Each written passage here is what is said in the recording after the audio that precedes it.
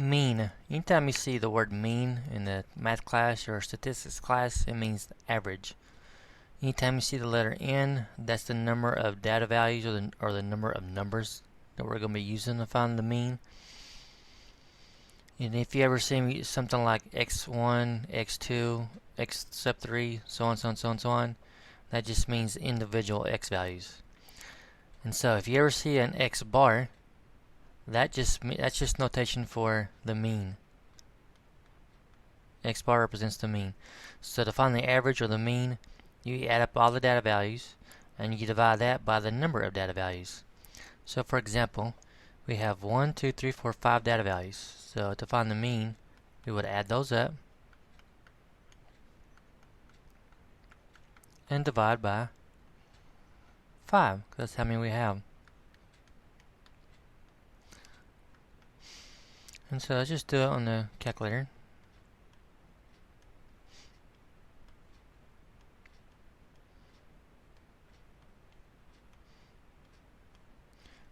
Get the sum, which is 354. And we're going to divide by 5. And we get 70.8.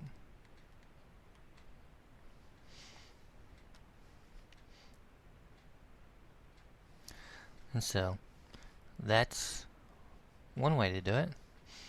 But I'm going to show you something else. So you might as well go ahead and grow accustomed to using your graphing calculator. Now this is in statistics. Similar to your graphing calculator, you should see the word stat on the TI-83 plus. It's right here. And you'll see edit calc test. So on edit, it's already on 1. So I'm hit 1 or hit enter, and it brings up some list. What I'm going to do is I'm going to type in these 5 different data values. 56, enter. 89, enter. 32, enter. 99, enter. And 78, enter. Now I'm going to leave this, go second quit. Going to go back to stat and go over to calc. That means calculate. And it's already highlighted on the one, which is one variable statistics. So when we hit enter, then that pops up, the one var stats pops up. Then you hit enter again, and you can see the X bar is given 70.8. So this is really good to use if you have a lot of data values. Now if you're using a scientific calculator, some of them have a special stat mode. This one does. So what I'm going to do, on this one, and you may have to read the manual for your calculator if you're using scientific, but I'm going to give you an idea of what you might be looking for. What I'm going to do is I'm going to hit 56 and then add, and then 89, add, 32, add, 99, add, 78, add. Now once I have them all in there, and it shows I have all 5 data values, that's what that count means. The X bar is what I'm looking for, and when I hit that, it gives me the average. So your scientific calculator may be very similar. And if I can clear it out, and that clears out all the data values. So your scientific will have a manual and will show you what to do for the most part. Now let's look at median. Median is nothing but the middle value. If you ever see a big letter M, that refers to the median. To find the median, the process is very important. The first thing you have to do is arrange in ascending order. That's from smallest to largest.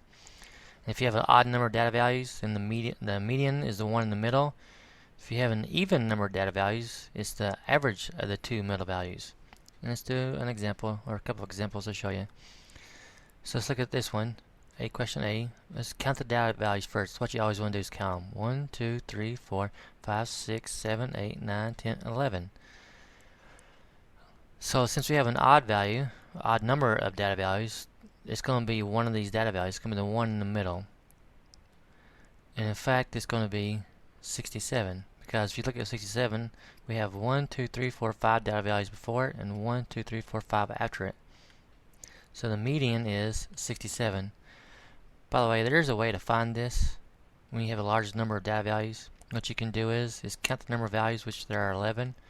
If you add 1 and divide by 2, you get 12 over 2, which is 6. So what it's saying is it's the sixth value from smallest to largest. 1, 2, 3, 4, 5, 6. It's called a position formula. It can be really handy. Let's do question B. Notice first off that they're not in correct order, so I want to put that in correct order first. So we have 3. We'll mark these out to make sure I don't double count. And then we have the 8, which is next. It looks like we have a 33. Looks like we have another 33. And it looks like we have 44. And then 56. And then 67. And then 76. And then 98. And last is 102. And let's count how many data values we have. 1, 2, 3, 4, 5, 6, 7, 8, 9, 10. This time we have an even number of data values. So what we need to do is find the two middle ones. And it looks like it's these two right here, 44 and 56. We got 1, 2, 3, 4 in front, 1, 2, 3, 4 after. Once again, if you want to use that position formula, you can do 10 plus 1 over 2, which is 11 over 2, which is the 5.5th number, which means if you count 1, 2, 3, 4, 5, the 5.5 is between 5 and 6. So we got to find the average of the 5th and 6th numbers, which in this case are 44 and 56. And when you add those up, you do get 100 over 2, which means that the median of this set of numbers is 50. The median does not have to be an actual data value in the set. So there's your two examples. By the way, you can actually find the median on your graphing calculator, the stat. Can't on most scientific, so I'm not going to show you on scientific. But I'm going to go to edit, hit enter. Now I already have some data values in there. I can just type over those, or you can do this. I'm going to move the black up, hit clear, bring it back down, and it clears it out. That's the easiest way to clear it out. I'm actually going to do this list. Question B, just to show you. I'm going to type in 8, enter, 67, enter. I'm just typing them in the way they're given the problem originally. 3, enter, which means I'm not going to worry about typing them in ascending order. So just watch what I'm doing, follow along if you have your graphing calculator with you. And then I'm going to show you how to find the median. So once they're all in there, hit quit, go back to stat, go back to calc, hit enter, then hit enter again, and we're going to move down until we see MED. That means the median, 50. So that's another way you can find the median if you have a graphing calculator. Now the other two we're going to do by hand, or most of this we're going to do by hand. Standard deviation we won't have to. Mode is the value or the values that occur most often. You can have up to 2 modes in most books.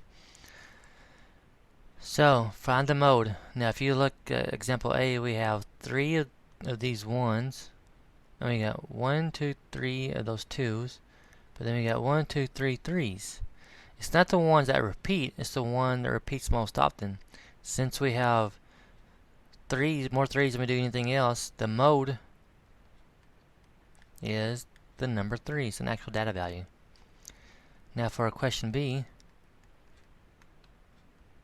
we have 3 1s, 3 2s, and 1 of everything else. So since we can have 2 modes, our modes are 1 and 2. Now let's look at C. And none of those are repeating, so they all occur the same number of times. So when that happens, there's no mode. Mode's pretty easy, so don't make it difficult. Range is the highest value minus the lowest value. Mid-range is the average of the highest value and the lowest value. And then standard deviation is more difficult. First, let's go ahead and get the range out of the way because it's fairly easy. And what you might want to do for the range and the mid-range is write these in ascending order. For the standard deviation, you don't have to, but it's never a bad idea to do so. So 20, 25, 34, and looks like 37 and 40. So for the range, you just take the highest value minus the lowest value, and the range of the numbers is 20.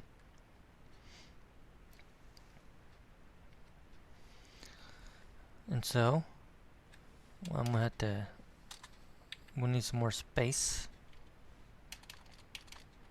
So I need a new page.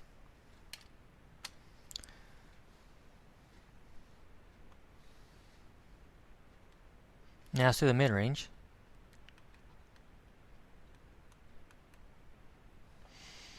Now on the mid-range, you're going to take the highest value and the lowest value. You're going to add those two together. Doesn't matter what order you add. And divide by 2. 20 plus 40 is 60, and 60 divided by 2 is 30. That's your mid-range. So range is just the difference of the highest and lowest, and the mid-range is the average of the highest and the lowest. Now let's talk about standard deviation.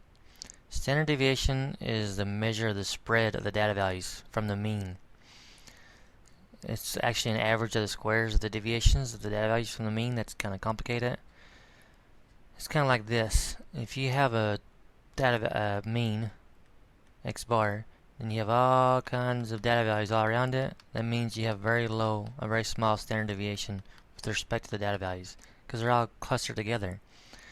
But if you have a standard deviation where the numbers, some of the data values are far apart, that means you have a high spread, which means you have a high standard deviation.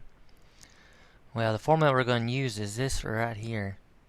It's kind of scary looking, but what it says is you take each data value, that's what the x1, x2, xn's are, subtract the mean from each one of those, square all those, add up all those, divide by the number of data values minus 1, and then finally take the square root of that. Whew, that sounds complicated, doesn't it? Well, it kind of is by hand. So what that means is we're not going to do it by hand.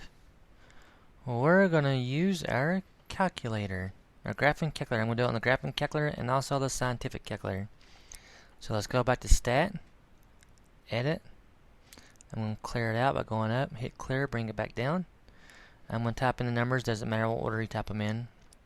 So 20, enter, 25, enter, 34, enter, 37, enter, 40, enter.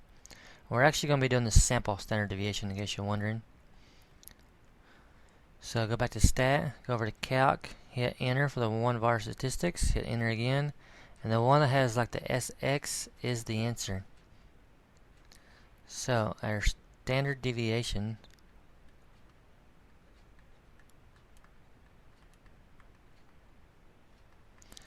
is, we'll go around to two places, 8.41.